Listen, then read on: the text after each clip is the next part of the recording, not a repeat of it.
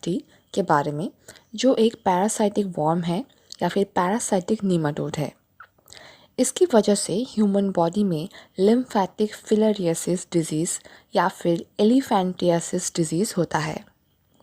और इस डिज़ीज़ की वजह से जो मेन सिम्टम्स होते हैं वो हैं कि ऑर्गन्स जैसे कि लेग्स या फिर बाकी सारे ऑर्गन्स स्वलन हो जाते हैं, यानी कि फूल जाते हैं।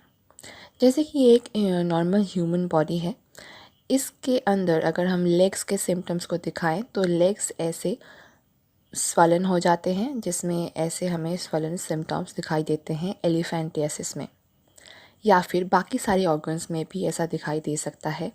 इन केस ऑफ फीमेल्स, यानी कि फ़ीमेल की बॉडी में हमें मैमरी ग्लैंड का स्वलन दिखाई दे सकता है, या फिर मेल बॉडी में हमें टेस्टिस में स्वेलिंग दिखाई देता है, या फिर और भी बहुत सारे ऑर्गन्स में हमें स्वेलिंग दिखाई देता है इस डिज़ीज़ की वजह से। और ये डिज़ीज़ को जो कैरी करता है वो है एक मस्कीटो। ये मस्कीटो कोई भी टाइप का मस्कीटो हो सकता है, एडिस हो सकता है, क्यूलेक्स हो सकता है, या फिर एनाफिलिस मस्कीटो हो सकता है। ये मस्कीटो है इस डिज़ीज़ का कैरियर। इस मस्कीटो के अंदर अगर ये मस्कीटो इन्फेक्टेड होता है या फिर कैरी कर रहा है ऊचेरेरिया बैनक्रॉफ्टी का कोई लार्वा, तो फिर वो इस लार्वा को ह्यूमन बॉडी में ट्रांसफ़र कर सकता है, और इससे वो ह्यूमन इस ऊचेरेरिया बैनक्रॉफ्टी से इन्फेक्टेड हो सकता है। अब हम देख लेंगे ऊचेरेरिया बैनक्रॉफ्टी का लाइफ साइकिल, यानी कि कौन सा स्टेज इस मस्कीटो के ज़रिए हमारी बॉडी में आ रहा है और वो कैसे हमारी बॉडी के अंदर ट्रांसफॉर्म करके ये डिज़ीज़ कॉज कर रहा है। तो ये मस्कीटो जो कि इन्फेक्टेड है ऊचेरिया बैनक्रॉफ्टी के लार्वा से, ये मस्कीटो जब किसी इंसान को बाइट करता है तब ऊचेरिया बैनक्रॉफ्टी का लार्वा हमारे बॉडी में आता है, और जो लार्वा मस्कीटो से कैरी होकर आता है वो लार्वा है थर्ड स्टेज लार्वा, यानी कि L3 लार्वा। ये लार्वा हमारी बॉडी में जब मस्कीटो बाइट करता है तो हमारे स्किन के ऊपर डर्मिस में डिपॉजिट होता है। ये हमारा स्किन है, स्किन का ऊपर का दो लेयर है, ऊपर के लेयर में है एपिडर्मिस और उसके नीचे है डर्मिस, और डर्मिस लेयर में ब्लड वेसल्स और लिम्फ वेसल्स प्रेजेंट होते हैं ह्यूमन स्किन में। ये ग्रीन में है लिम्फ वेसल्स जो ब्लड वेसल के साथ आसपास में ही रहते हैं। जब एक मस्कीटो ब्लड सक करता है तब वो अपना माउथ पार्ट डर्मिस तक घुसा देता है ताकि वो ब्लड तक पहुंच सके। तो जब ये अपना माउथ पार्ट डर्मिस तक पहुंचाता है तब इसके माउथ पार्ट के ज़रिए, यानी कि माउथ पार्ट में रहने वाले L3 लार्वा ऊचेरिया बैनक्रॉफ्टी का डिपॉजिट हो जाता है हमारे स्किन के डर्मिस में। डिपॉजिट होने के बाद ये L3 लार्वा एक्टिवली मूव करता है और चला जाता है लिम्फ वेसल्स में। जो हमारे ब्लड वेसल के साथ साथ जो लिम्फ वेसल्स थे उस लिम्फ वेसल में चला जाता है ये ऊचेरिया बैनक्रॉफ्टी का L3 लार्वा, यानी कि इसका टारगेट है लिम्फ वेसल। तो अब ये L3 लार्वा चला जाता है लिम्फ वेसल के अंदर। अब लिम्फ वेसल के अंदर इसका दो मोल्टिंग होता है। पहला मोल्टिंग होता है थर्ड मोल्टिंग और दूसरा होता है फोर्थ मोल्टिंग। थर्ड और फोर्थ मोल्टिंग के बाद ये लार्वा बन जाता है एडल्ट वर्म, यानी कि एडल्ट ऊचेरिया बैनक्रॉफ्टी।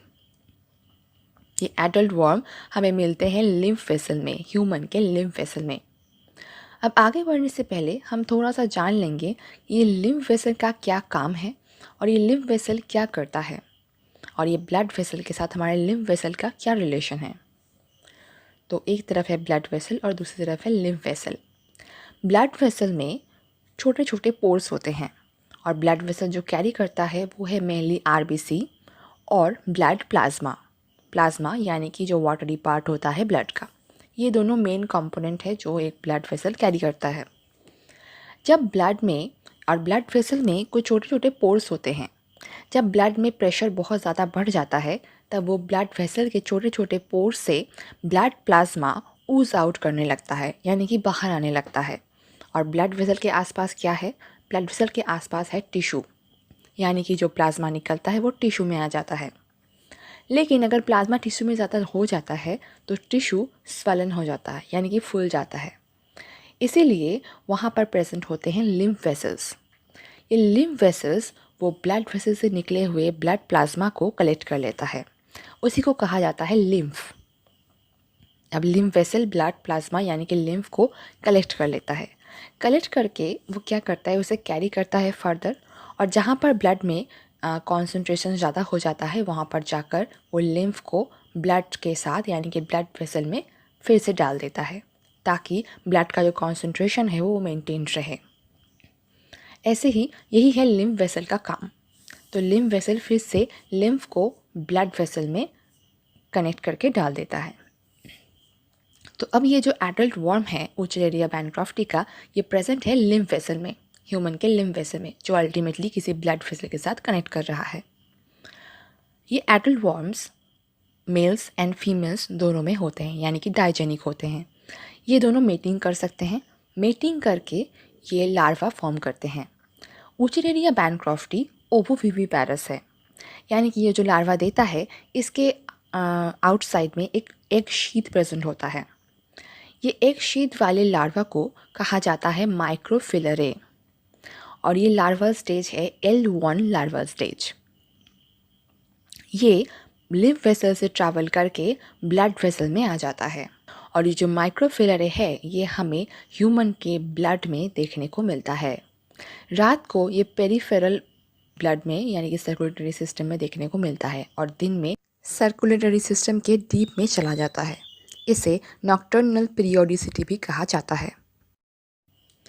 जब कोई मस्कीटो हमारा ब्लड सक कर रहा होता है तब ये माइक्रोफिलरे उस मस्कीटो के बॉडी में जा सकता है।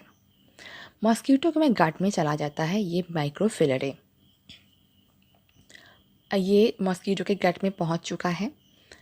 मस्कीटो में गट में पहुंचने के बाद इसका L1 लार्वा का जो एग शीथ था वो शीथ डिज़ोल्व हो जाता है, यानी कि एक शीथ हो जाता है, शीथ डिज़ोल्व हो जाता है। डिज़ोल्व होने के बाद जो L1 लार्वा है वो ट्रैवल करके गट वॉल को इन्वेड करके पहुंच जाता है थोरैसिक मसल में, यानी कि मस्कीटो के थोरैसिक मसल में। मस्कीटो के थोरैसिक मसल में पहुंचने के बाद यहाँ पर होती है 2 मोल्टिंग। जो लार्वा पहुंचा है वो है L1 लार्वा। इसका 2 मोल्टिंग होगा, एक फर्स्ट मोल्टिंग और दूसरा सेकंड मोल्टिंग। 2 मोल्टिंग होने के बाद ये बन जाएगा L3 लार्वा, यानी कि थर्ड स्टेज लार्वा। और ये third stage larva thoracic muscle से ट्रैवल करके पहुंच जाता है मस्कीटो के माउथ पार्ट्स में, यानी कि प्रोबोसिस में। अब ये प्रोबोसिस में इन्फेक्टिव L3 लार्वा रहता है। जब ये फिर से किसी ह्यूमन को बाइट करता है तब ये L3 लार्वा उस ह्यूमन के बॉडी में ट्रांसफ़र हो जाता है और इस ह्यूमन को इन्फेक्ट कर देता है। अब सवाल ये आता है कि तो फिर ह्यूमन की बॉडी में ऐसे स्वेलिंग्स क्यों होते हैं इस डिज़ीज़ की वजह से? इसका रीज़न ये है कि लिम्फ वेसल्स में, जो लिम्फ वेसल्स हैं जो लिम्फ को कलेक्ट करते हैं, उनमें कुछ वाल्व्स होते हैं।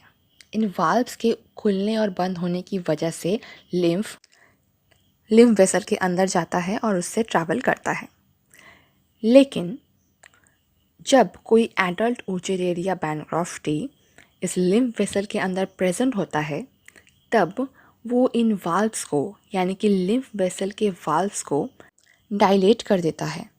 उसकी वजह से ये जो लिम्फ वेसल्स हैं वो टिश्यू से लिम्फ को कलेक्ट नहीं कर पाता है, यानी कि टिश्यू से लिम्फ को रिमूव नहीं कर पाता है।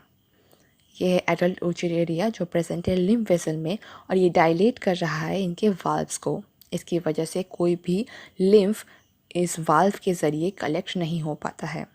और उसके अलावा भी इस एडल्ट उचलेरिया के प्रेजेंस की वजह से इम्यून रिस्पॉन्स होता है, उसकी वजह से भी लिम्फ वेसल बहुत ज़्यादा डैमेज हो जाता है और कोई भी लिम्फ कलेक्ट नहीं कर पाता। अब लिम्फ टिश्यू में रह जाने की वजह से टिश्यू में स्वेलिंग